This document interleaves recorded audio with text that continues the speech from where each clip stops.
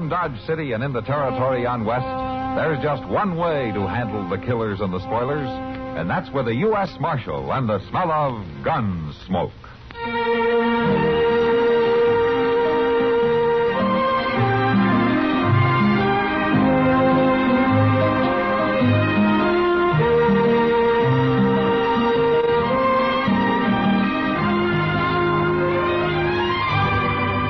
Gunsmoke, starring William Conrad. The story of the violence that moved west with young America. And the story of a man who moved with it. I'm that man. Matt Dillon, United States Marshal. The first man they look for and the last they want to meet. It's a chancy job, and it makes a man watchful. And a little lonely.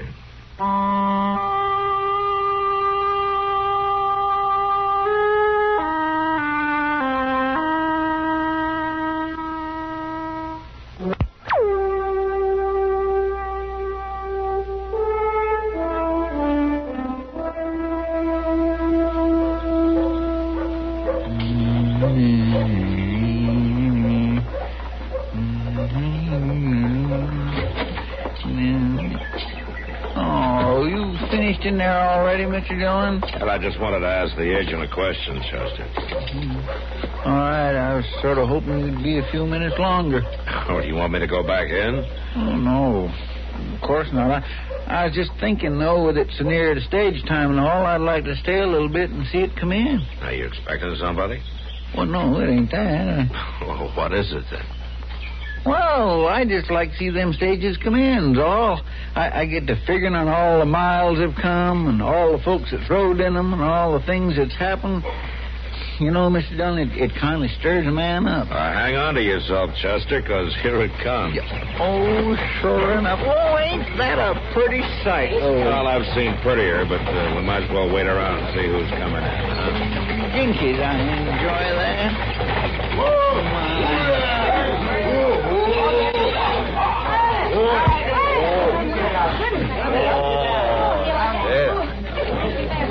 Hello, Marshal. Hello, Jim. Did you have a good run? Well, driving one of these rigs ain't never exactly easy, but nothing special happened. That's good.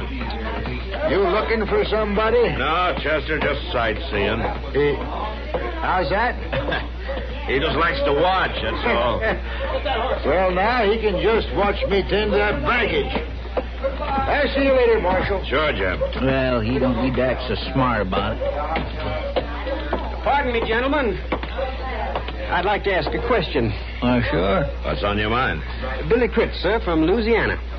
I'm Matt Dillon, Critt. This is Chester Proudfoot. Pleased to meet you, Mr. Critt. Gentlemen, I was wondering if either of you could help me find a friend of mine. Well, you don't have to do no more than just tell us his name, Mr. Critt. We know just about everybody in these parts. It's not a he, it's a lady. A lady? Well, now... What's her name, Critt? Russell. Miss Kitty Russell. You happen to know her, Marshal? Know her? I just guessed he does. Yeah, I know. I guess Mr. Dillon knows Miss Kitty just about as well as anybody in town. Well, I thank you, Marshal, if you tell me where I might find her. Why, we'll take you to her. She's just down the street there. Chester, will you go on down and pick up the mail and take it back to the office? I'll be there directly. Well, sure, I'll do that, Mr. Dillon. But if you need any help... Yeah, we'll call you if we need any help. Thanks for your courtesy, Mr. Proudfoot. You say you can show me where to find Miss Russell, Marshal? Oh, sure. I'll take you there. Come on. You, look a little young to have known Kitty very well. She's been here in Dodge for quite a spell now. She's an old friend of the family, Marshal Dillon. Yeah. Most especially of my older sister. They grew up together. So when I started out on this trip, there was nothing for it but that I look her up. Lucy'd never forgive me. I see. Has your sister heard from Kitty lately? Why, they've kept in touch, sir. Birthdays, Christmas, things like that. You know how ladies are. Now, here we are, right in here. But this is a saloon, sir. Have you ever been in one before? Oh, I have no objections for myself, sir, but we're looking for a lady. Oh, come on in, Critt. I think Kitty can speak for herself.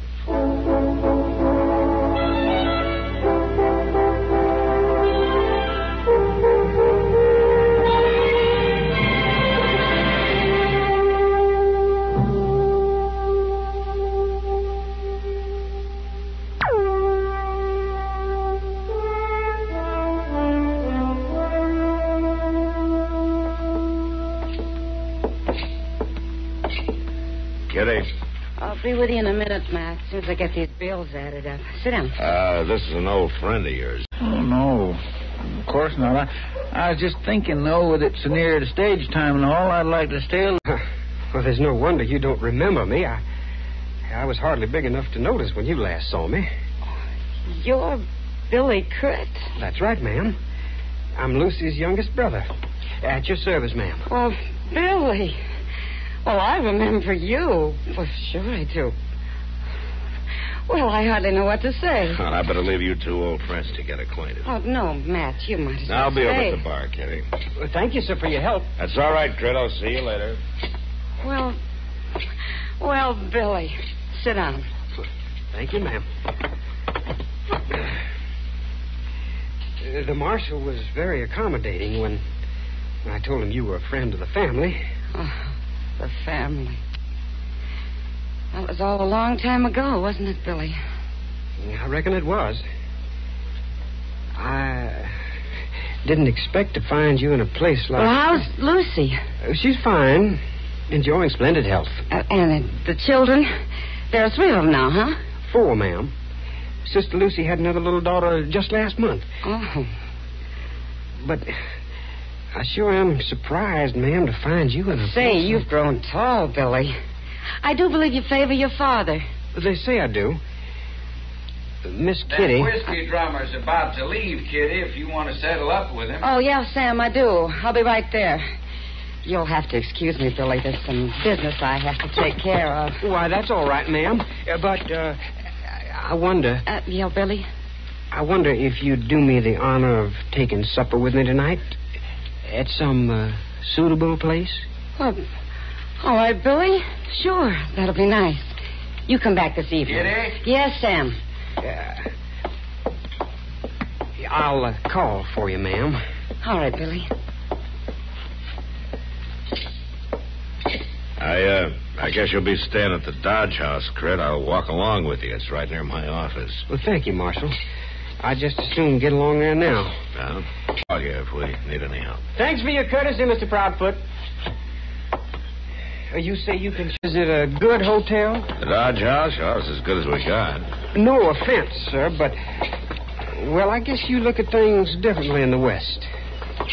We don't look at them differently, Critt. We just have to live differently, that's all. And the people... The people don't take hasty judging. I reckon I wasn't judging the people so much as the surroundings. Well, surroundings aren't the most important thing out here, Critt. Well, I know, sir, but... Well, I can't help believing Miss Kitty would be better off someplace other than a saloon. My people always told me she's a fine woman. She is a fine woman. And I think maybe I'd leave Kitty's surroundings up to her.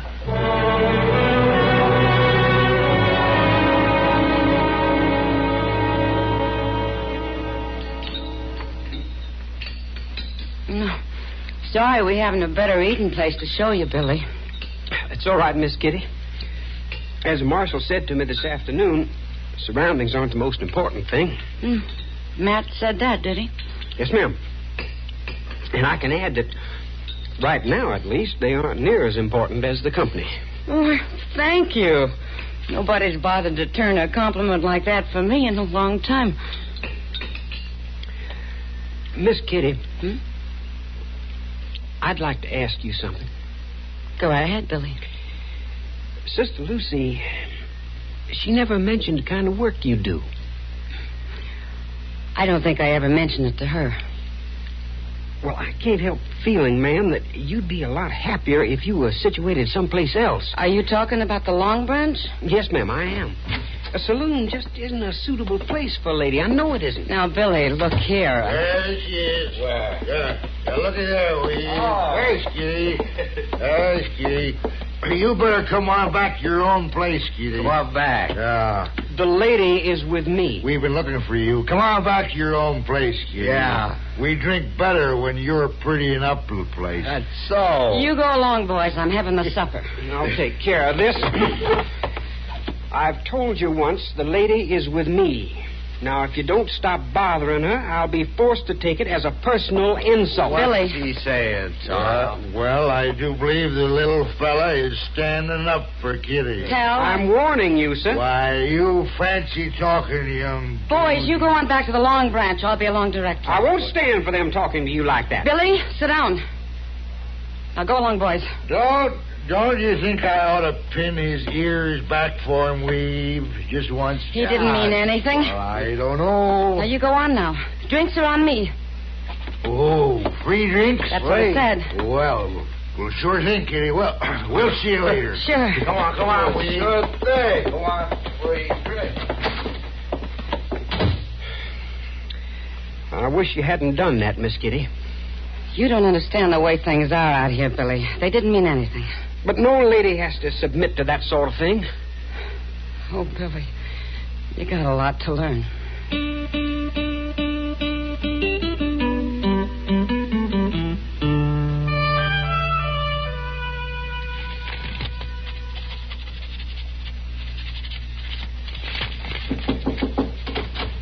Can I come in, Matt? Huh?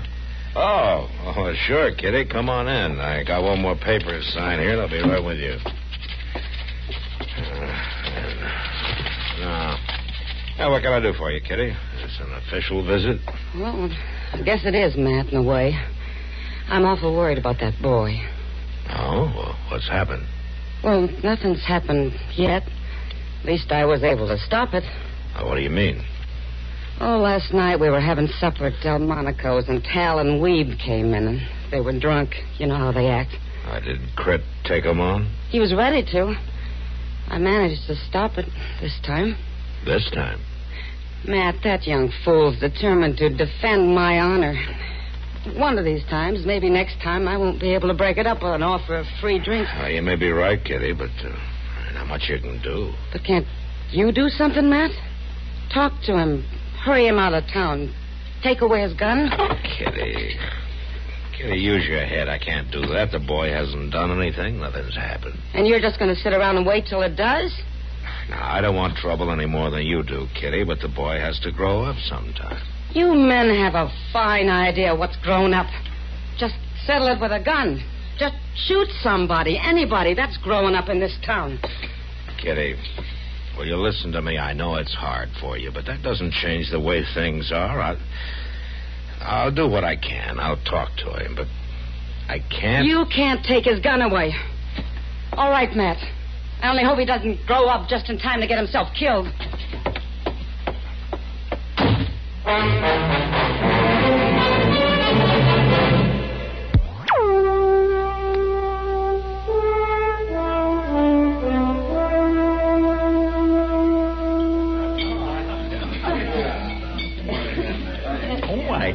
Doc, Miss Kitty read him out something fierce. She did? Yeah, well, what were you doing there, Chester? Eavesdropping, huh? No, Doc, but I was in the back room there when Miss Kitty come in, and there wasn't no way for me to come out once she started going on, Mr. Dillon. And there wasn't no way for me to keep him hearing, neither. Oh, yeah, that's right. She really gave Matt a hard time, did she? Oh, mercy, yes, she did for a fact. Like he told him... Would you think I was too hard on him? Well, Kitty. Oh, yes. Well, now, Kitty, now you've got to realize, now, Matt has a job to do.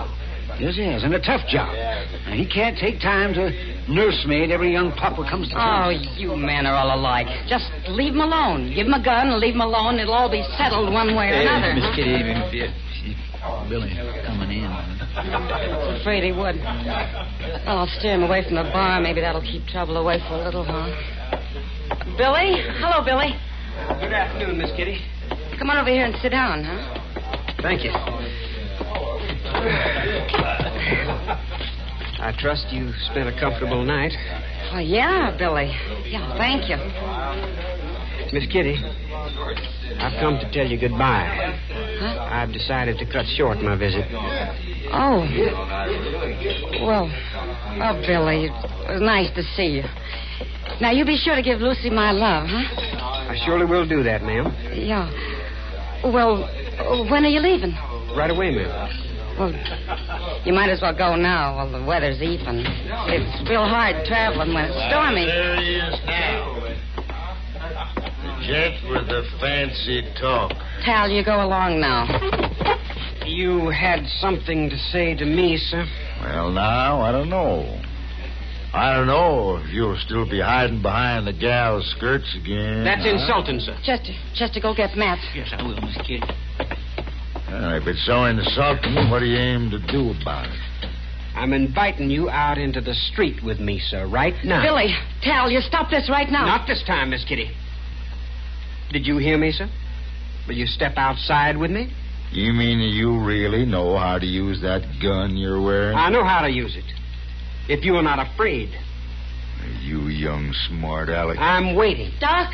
Yes, look here, Tal, now. This is a pretty foolish thing to do, starting a gunfight over nothing. I can't help it, Doc. This kid has a chip on his shoulder 10 feet high. Somebody has to knock it off. Might as well be me. Well, he's just a youngster, Tal. Now, he doesn't understand. He might as well do his growing up right now. Lead the way, you. After you, sir. All right, hold it. Everybody stay right here. This is an affair of honor, Marshal. You have no right to interfere. I'm interfering anyway. Now, give me your gun, Crit. No, Marshal. You... Give it back. I'll give it back when you leave town. All right, Tal. Go on, get out of here. No, wait. Go on. Before I let you cool off in jail. Now, go on. I don't know why.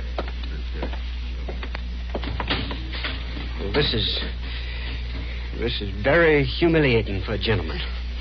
Billy, this whole trip, this whole meeting with me seems to have been humiliating for a gentleman like you. Why, ma'am, I was meaning to defend a lady's honor. What lady? What honor? Why, yours, ma'am. Now, you listen to me. I've been getting along very well here without you to defend me. I live the way I want to live. I do what I want to do, and it's for my honor. Well, I haven't thought much about it for a long time. But, ma'am, I've had about enough of you with your fancy manners and your fancy talk. Sooner you go back to your mama and your nice ways of living, the better I'll like it. Sam, I'll have a whiskey. Sure, Kitty. There's a stage in an hour, Crit. You might want to be on it, huh? I'll be on it, Marshal. That's for certain. You can pick up your gun before you leave.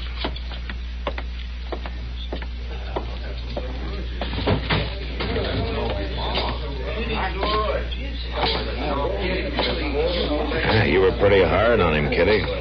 And pretty hard on yourself, too. Yeah, I was. It settled it, didn't it? I guess it isn't the first time a woman's had to be hard on herself to keep a man out of trouble. Has he gone? Yeah, he's taking the stage. That's good. Oh, well, Matt. Come on. I'll buy you a drink. Well, you think I'm grown up enough? Guess I'm going to have to let you decide that.